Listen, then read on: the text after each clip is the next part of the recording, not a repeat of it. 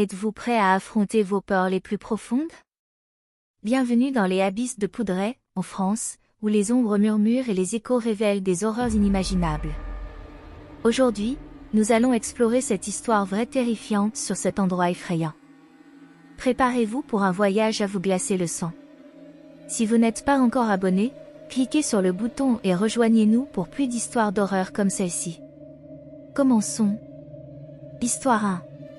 La disparition de l'explorateur.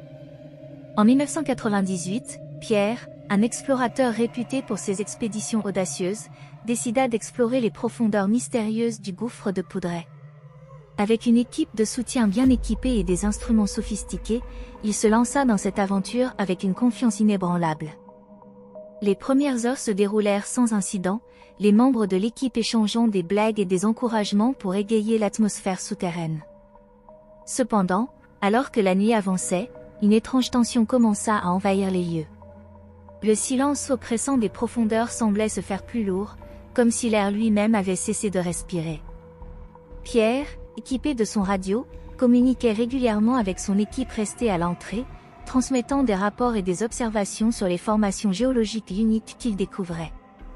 Mais après un certain temps, le silence se fit de plus en plus pesant, jusqu'à ce que les communications cessent brutalement. Inquiets, les membres de l'équipe tentèrent de le contacter, mais la radio ne répondait plus, la seule chose qu'ils entendaient était un grésillement inquiétant. Des heures passèrent dans un mélange d'anxiété et d'incertitude. Finalement, les membres de l'équipe décidèrent d'aller à sa recherche. Leur progression à travers les tunnels devenait de plus en plus laborieuse, chaque pas résonnant avec une intensité angoissante dans l'obscurité grandissante. Ils arrivèrent à un point où la lumière de leurs lampes torchées se reflétait étrangement sur les parois humides, créant des ombres mouvantes qui semblaient prendre des formes menaçantes. En approchant d'une salle plus vaste, ils trouvèrent quelque chose d'inhabituel. La lampe frontale de Pierre était posée au sol, clignotant désespérément, émettant une lumière vacillante qui illuminait à peine l'obscurité environnante. Les cœurs des membres de l'équipe se serrèrent en voyant la scène étrange et inquiétante. Ils appelèrent Pierre à haute voix, mais aucune réponse ne vint. La pièce était glaciale, et une sensation de malaise s'intensifia à chaque minute qui passait. Ils commencèrent à explorer les environs, leur lumière dégageant des ombres effrayantes sur les murs rocheux. À mesure qu'ils s'enfonçaient dans la salle, une étrange brume noire commença à se former, englobant l'espace et obscurcissant la vue. Des murmures indistincts et presque imperceptibles semblaient provenir de toutes parts, mais chaque fois qu'ils tournaient la tête pour vérifier, il n'y avait rien. La panique se mêlait à leur détermination, et ils continuèrent à fouiller, cherchant désespérément des indices sur la disparition de Pierre. Soudain, l'un des membres de l'équipe trébucha sur quelque chose de dur enfoui sous les débris, une petite boîte métallique rouillée. Il l'ouvrit avec précaution et découvrit un vieux carnet de notes, rempli d'écrits illisibles et de croquis étranges. Les derniers mots écrits dans le carnet étaient effrayants. La présence, elle est là, ne nous laisse pas. L'angoisse monta en flèche alors que les murmures se faisaient plus forts et plus distincts. La brume noire sembla se densifier, enveloppant les membres de l'équipe dans une étreinte suffocante. Un sentiment oppressant de désespoir envahit l'air, comme si une force invisible cherchait à les attirer vers une sombre destinée. Ils se rassemblèrent pour sortir, mais leurs lampes torchées commencèrent à faiblir, plongeant la pièce dans une obscurité totale. Lorsque les membres de l'équipe parvinrent finalement à regagner l'entrée du gouffre, épuisés et terrifiés, ils constatèrent avec horreur que le matériel de Pierre était resté sur place. La radio, le sac à dos et d'autres équipements étaient éparpillés dans une scène chaotique, comme si quelqu'un ou quelque chose avait arraché Pierre de manière brutale et soudaine. Les recherches ultérieures n'ont jamais permis de retrouver Pierre ni d'expliquer ce qui avait causé sa disparition. Les autorités, perplexes, ont abandonné les recherches, laissant le gouffre de Poudret à ses mystères insondables. Depuis lors, l'histoire de Pierre est devenue une légende parmi les explorateurs, un avertissement sinistre pour ceux qui oseraient pénétrer les ténèbres de ce gouffre maudit.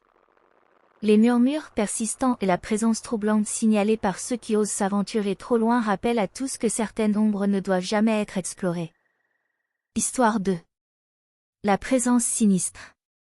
En 2005, la famille Martin décida de passer une journée d'exploration dans le gouffre de Poudret, un lieu mystérieux réputé pour ses formations géologiques spectaculaires et ses légendes inquiétantes.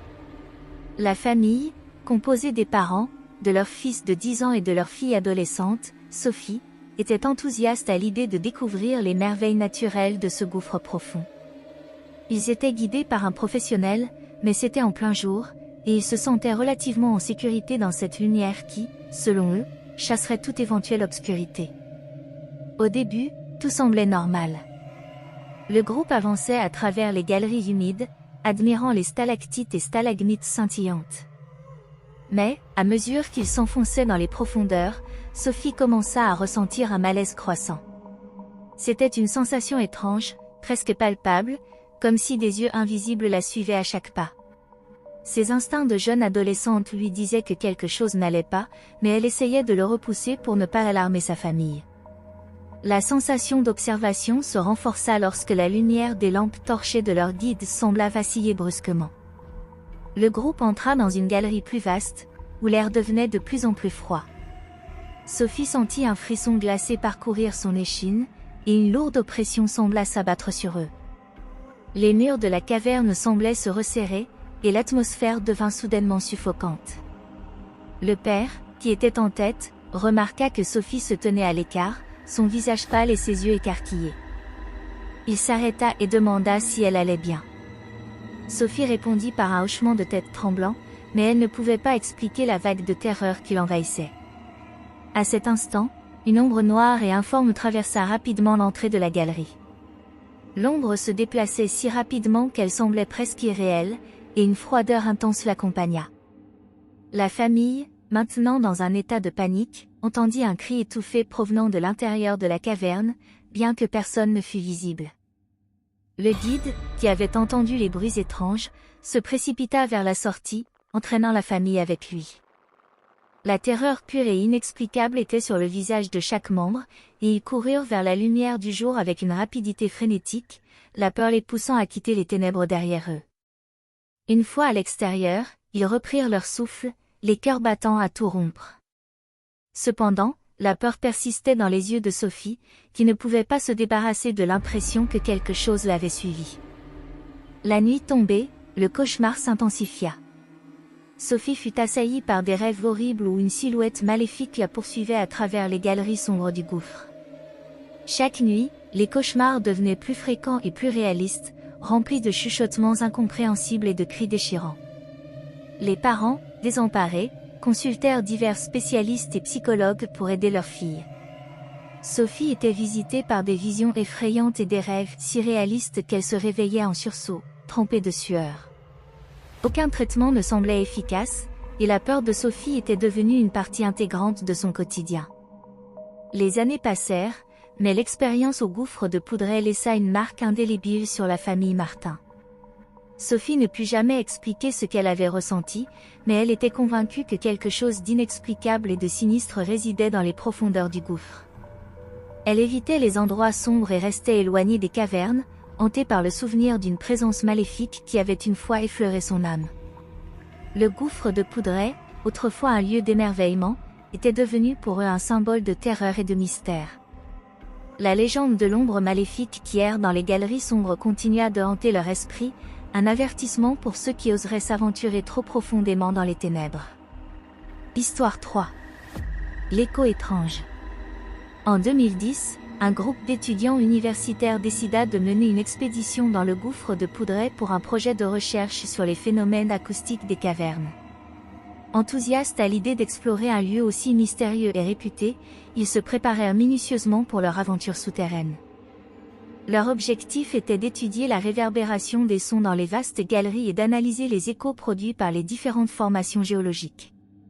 Ils commencèrent leur expédition en début d'après-midi, la lumière du jour se dissipant lentement alors qu'ils s'enfonçaient dans les profondeurs du gouffre. L'équipe était équipée de divers instruments d'enregistrement et de microphones sensibles, prêts à capturer les moindres variations sonores. Le guide, un expert en spéléologie, les accompagna, mais il se contenta de rester en retrait, laissant les étudiants se concentrer sur leurs expérimentations. Dans l'une des galeries les plus profondes, les étudiants commencèrent leurs tests. Ils criaient, faisaient des bruits et émettaient divers sons pour évaluer les réponses acoustiques. Cependant, ils remarquèrent rapidement quelque chose d'étrange. Les échos qui revenaient ne correspondaient pas aux sons qu'ils avaient produits. Les réponses étaient déformées, réverbérées, et les voix semblaient répondre avec des mots énigmatiques et menaçants.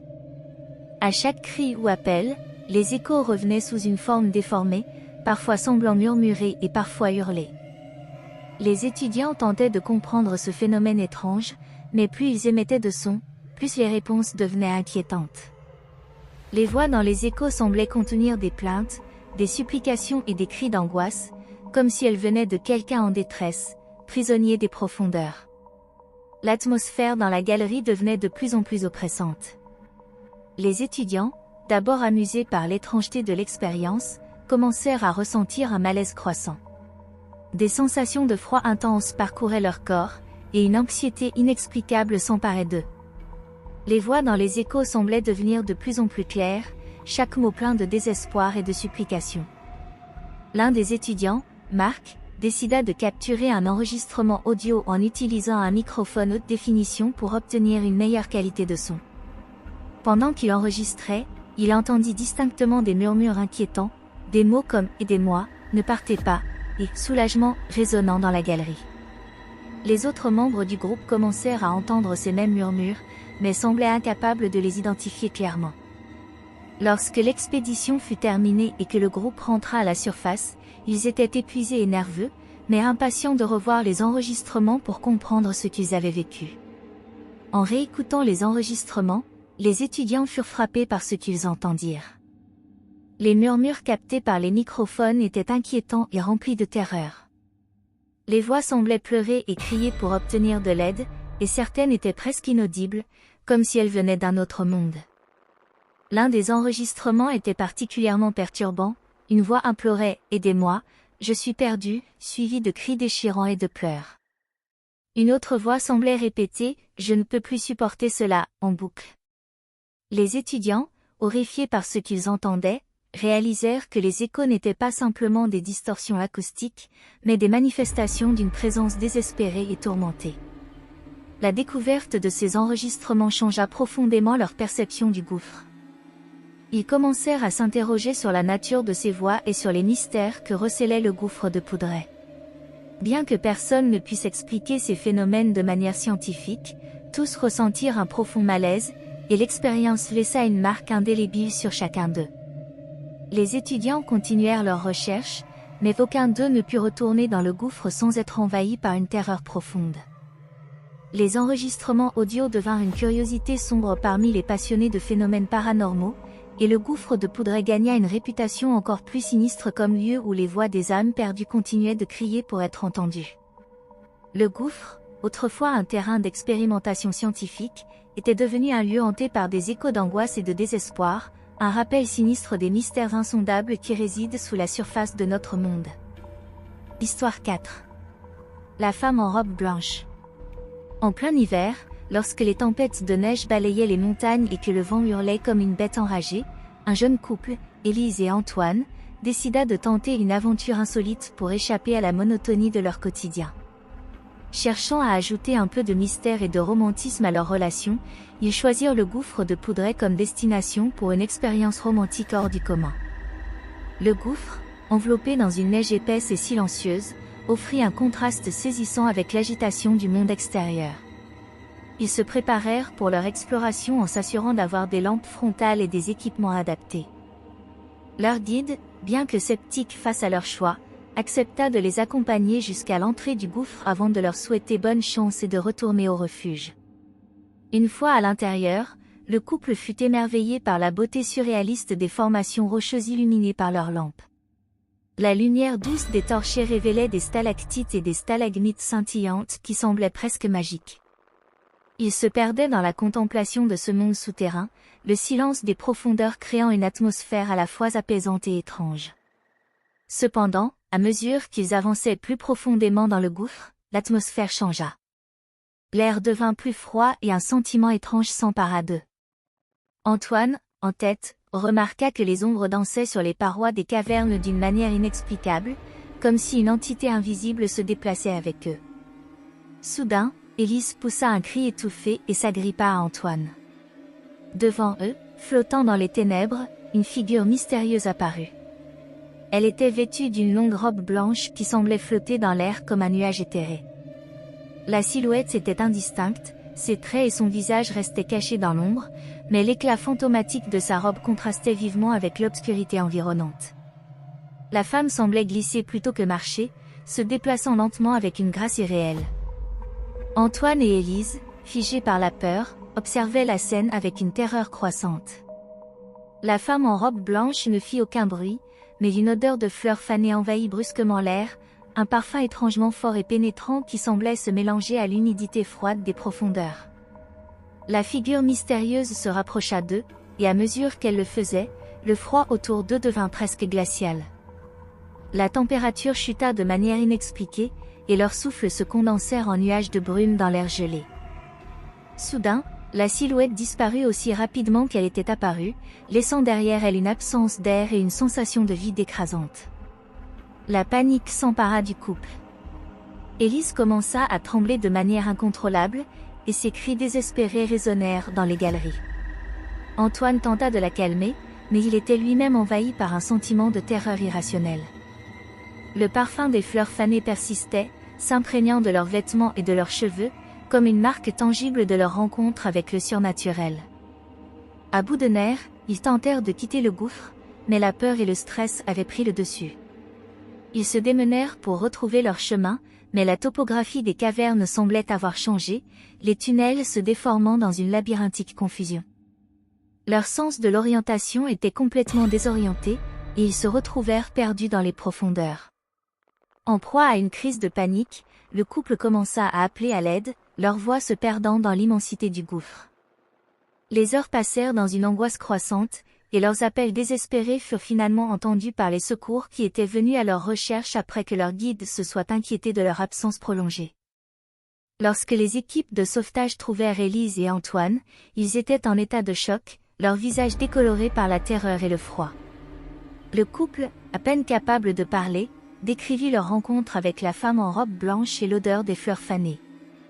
Leur expérience fut jugée trop traumatisante pour être immédiatement expliquée, et ils furent évacués d'urgence, leur état nécessitant une assistance médicale pour les stabiliser. Le gouffre, autrefois un lieu de beauté et de mystère, devint pour eux un symbole de peur. Les années suivantes, Élise et Antoine évitèrent de parler de leur expérience, hantés par le souvenir de la silhouette flottante et du parfum de fleurs fanées. Leur aventure romantique s'était transformée en une rencontre avec l'inconnu, et le gouffre de Poudrey était devenu pour eux un lieu maudit, une légende vivante de terreur et d'énigmes. Histoire 5. Le grillon de la désolation. En 2012, un groupe d'escaladeurs professionnels, passionnés par l'exploration des cavernes, décida de se lancer dans une expédition particulièrement ambitieuse au gouffre de Poudrey. Leur objectif était de cartographier les parties les plus profondes et les moins explorées de cette immense caverne. Armés de leur équipement de haute technologie et de leur expertise, ils s'enfoncèrent dans les ténèbres du gouffre, prêts à découvrir les mystères cachés sous la surface. Le début de leur exploration se déroula sans incident majeur. Les parois du gouffre, ornées de formations géologiques impressionnantes, offraient un spectacle grandiose. Les membres de l'équipe échangeaient des plaisanteries et des observations scientifiques tout en avançant, leur lumière perçant l'obscurité des profondeurs. Cependant, à mesure qu'ils progressaient dans des sections plus reculées et moins accessibles, l'atmosphère commença à changer. Le premier signe de perturbation fut un grésillement incessant, ressemblant à un cri d'insecte. Les explorateurs se regardèrent avec confusion, perplexes par le bruit. Ils savaient qu'aucun insecte ne pouvait survivre dans ces profondeurs, et encore moins produire un son aussi fort. Le grillon semblait venir de nulle part, son son devenant de plus en plus perturbant à chaque pas qu'il faisait. À l'origine, ils tentèrent de rationaliser le phénomène en attribuant le bruit à un effet acoustique ou à un objet métallique mal fixé. Mais le son persistait et semblait se déplacer, se rapprochant et s'éloignant avec une régularité perturbante. Les explorateurs augmentèrent le volume de leurs équipements de détection pour essayer de localiser la source du bruit, mais tout ce qu'ils découvrirent était un vide silencieux autour d'eux, comme si le grillon résonnait dans un espace non visible. Le groupe continua à suivre le bruit, qui semblait maintenant provenir d'une petite caverne latérale, difficile d'accès. Ils se frayèrent un chemin à travers des passages étroits et glissants jusqu'à atteindre l'ouverture de la caverne. Lorsque l'un d'eux s'avança pour explorer cette petite cavité, le bruit du grillon cessa brusquement, laissant place à un silence oppressant et pesant. À l'intérieur de la caverne, ils trouvèrent un espace étrangement dénué de toute particularité, à l'exception de quelques formations rocheuses brisées. Le silence était maintenant si complet qu'il était presque palpable, comme si le bruit du grillon avait emporté avec lui toute présence dans la cavité. Les murs de la petite grotte semblaient absorber la lumière de leur lampe frontale, donnant l'impression que la lumière elle-même s'éteignait. Le groupe s'efforça de comprendre ce qui venait de se passer. Ils se mirent à inspecter la caverne avec soin, mais trouvèrent peu d'indices sur la source du bruit ou sur les raisons pour lesquelles il avait cessé si soudainement. En dépit de leurs efforts pour trouver une explication rationnelle, ils ne purent qu'éprouver une sensation croissante de malaise et de désolation. Le sentiment de désolation grandit à mesure qu'ils restaient plus longtemps dans la petite cavité. La température sembla chuter, et une froideur inhabituelle envahit l'air, créant un contraste choquant avec la chaleur corporelle des explorateurs. Ils commencèrent à ressentir une pression étrange sur leurs esprits, comme si l'espace lui-même leur imposait une présence invisible. Avec une anxiété croissante, l'équipe décida de quitter la caverne. En remontant vers l'entrée du gouffre, ils constatèrent que la tension et la peur s'étaient emparées d'eux. L'atmosphère du gouffre semblait désormais plus lourde et plus oppressante, chaque écho et chaque son amplifiant leur anxiété. Ils parvinrent finalement à la surface, épuisés et perturbés. La quête de sens derrière le grillon mystérieux et son arrêt abrupt ne trouva jamais d'explication satisfaisante. Les membres de l'équipe restèrent hantés par leur expérience. Ils ne purent oublier le son étrange, ni la sensation de désespoir qu'ils avaient ressentie dans la petite caverne. Leur aventure au gouffre de Poudret, censée être une exploration scientifique fascinante, se transforma en une rencontre troublante avec quelque chose d'inexpliqué et de profondément perturbant. L'histoire du grillon de la désolation devint une légende parmi les explorateurs, un avertissement silencieux sur les mystères insondables qui peuvent se cacher dans les profondeurs de la Terre. Le gouffre de Poudret, avec ses secrets et ses terreurs enfouies, resta un lieu de mystère et d'effroi, où même les plus aguerris pouvaient se retrouver confrontés à l'inexplicable.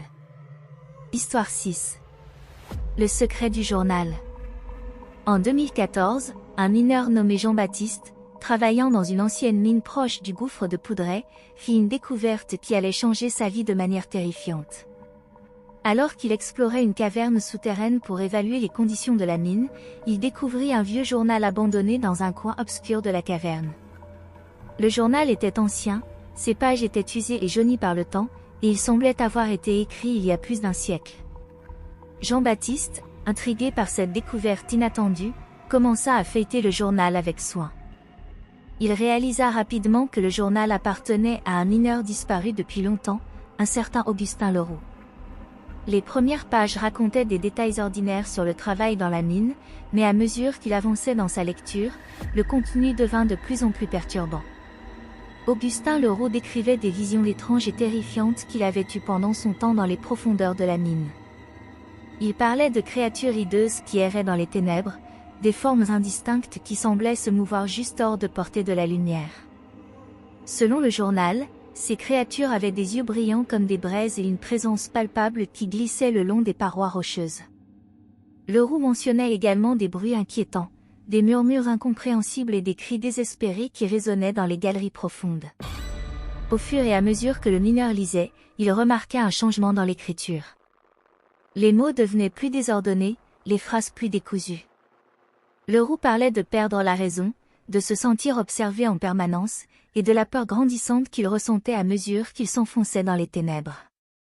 Les dernières pages du journal étaient presque illisibles, couvertes de taches et d'éraflures, mais elles faisaient état d'une terreur pure et d'une démence croissante.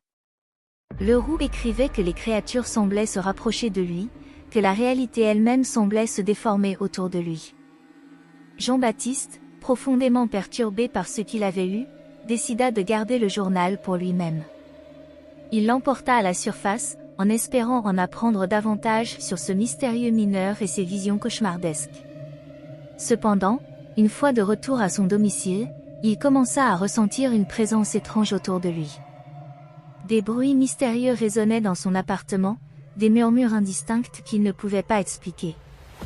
Parfois, il croyait entendre des pas dans les couloirs, bien qu'il fût seul chez lui. Les nuits devinrent particulièrement éprouvantes. Jean-Baptiste avait du mal à dormir, tourmenté par des rêves où il se trouvait perdu dans les galeries sombres du gouffre de Poudret, pourchassé par des ombres indistinctes. Il se réveillait en sueur, le cœur battant la chamade, avec une peur croissante qu'il ne pouvait pas expliquer.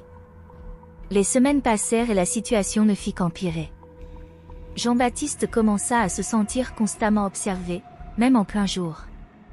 Les bruits dans son appartement devenaient plus fréquents et plus forts, et il avait l'impression que quelque chose le suivait partout où il allait. Sa santé mentale se détériorait rapidement, il devenait de plus en plus paranoïaque et incapable de se concentrer sur son travail. Finalement, un matin, Jean-Baptiste disparut sans laisser de traces. Son appartement fut retrouvé dans un état de désordre total, comme s'il avait quitté les lieux en toute hâte. Les enquêteurs trouvèrent le journal dans un tiroir, mais il semblait maintenant encore plus usé et déchiré qu'auparavant, comme si quelque chose l'avait manipulé frénétiquement. Les rumeurs commencèrent à circuler parmi les mineurs et les habitants de la région. Certains disaient que le journal était maudit et que quiconque le lisait était condamné à partager le sort du mineur disparu, hanté par les mêmes visions et créatures terrifiantes. D'autres affirmaient que le gouffre de Poudret abritait une présence ancienne et malveillante, qui avait été réveillée par la découverte du journal. Jean-Baptiste fut officiellement déclaré disparu, mais aucun signe de lui ne fut jamais retrouvé. Son histoire devint une légende parmi les mineurs locaux et les passionnés de mystère. Le gouffre de Poudret, avec ses profondeurs insondables et ses secrets cachés, continua de susciter des frissons et des histoires effrayantes, rappelant à tous que certaines découvertes sont mieux laissées enfouies dans l'obscurité. Histoire 7. Le chuchotement dans l'obscurité. En 2016, un groupe d'amis, passionnés par les défis extrêmes et les sensations fortes, décida de passer la nuit dans le gouffre de Poudret. L'idée était de relever un défi audacieux, passer une nuit complète dans l'obscurité totale des profondeurs, capturant chaque moment en vidéo pour leurs réseaux sociaux.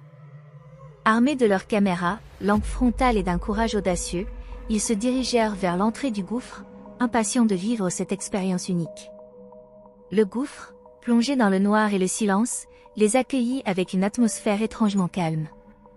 Les amis se mirent à installer leur campement dans une grande galerie, profitant des échos de leur voix pour se donner du courage. Ils riaient et discutaient, inconscients de ce qui les attendait dans les ténèbres. À mesure que la nuit avançait, l'ambiance changea progressivement. L'air devint plus froid et le silence devint plus oppressant. Les rires s'éteignirent peu à peu, remplacés par un malaise croissant. Les amis commencèrent à entendre des bruits étranges, des échos lointains qu'ils attribuèrent d'abord à des phénomènes acoustiques normaux dans les cavernes. Cependant, au milieu de la nuit, un événement étrange et perturbant se produisit. Alors que le groupe était allongé pour dormir, ils commencèrent à entendre des susurrements discrets, comme des voix chuchotant dans une langue incompréhensible. Les susurrements semblaient provenir de tous les côtés, résonnant dans les parois de la caverne avec une clarté glaçante. L'un des amis, Marc, ressentit soudainement une sensation de froid intense sur son épaule. Il se retourna brusquement, s'attendant à trouver l'un de ses compagnons près de lui, mais il se retrouva seul dans l'obscurité. Il scruta les environs avec sa lampe frontale, mais il n'y avait personne à proximité. Une peur irrationnelle s'empara de lui, et il appela ses amis d'une voix tremblante. Les autres amis se réveillèrent en sursaut, confus et effrayés par les cris de Marc.